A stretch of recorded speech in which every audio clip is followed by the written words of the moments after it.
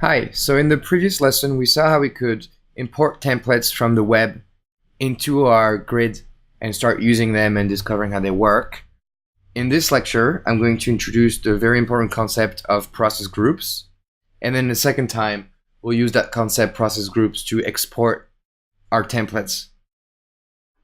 So our grid currently looks like this. We have the get file, put file we worked with before, and we've imported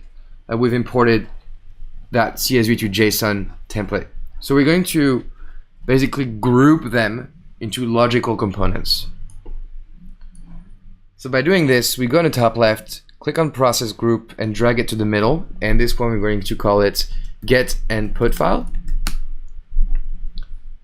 And if we basically use the shift key to select multiple components on our grid, you see right here it says multiple components selected. We can basically click and drag them in that process group.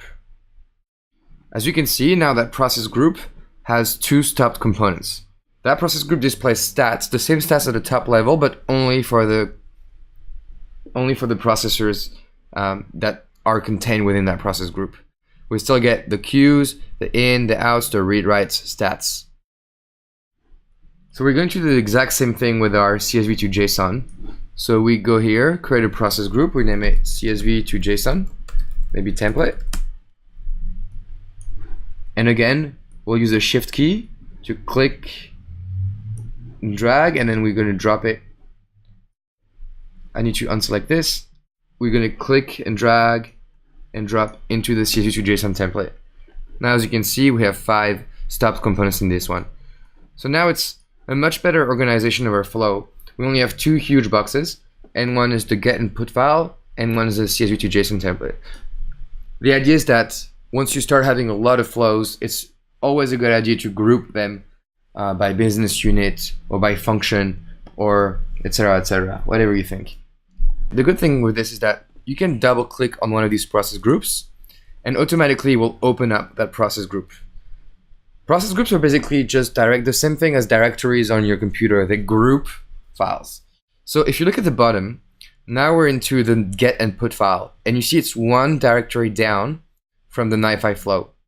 If I click on NiFi flow at the bottom left, I go one level up and get back to my 2 process groups.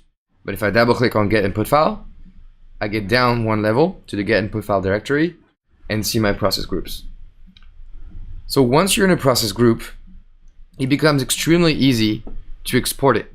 As you can see on the bottom left, top left, there's get and put file, and that's the name of my process group.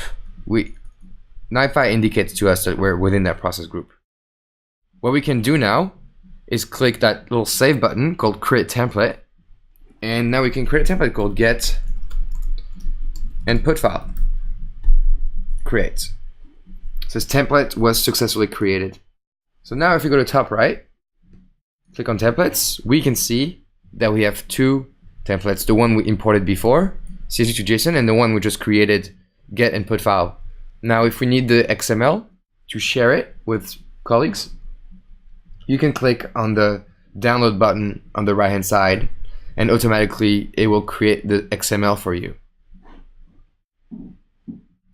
The same way you could add your template. Right here, we're going to click and drag and say choose the template, get and put file, and as you can see, we just created the exact same copy of what we had before.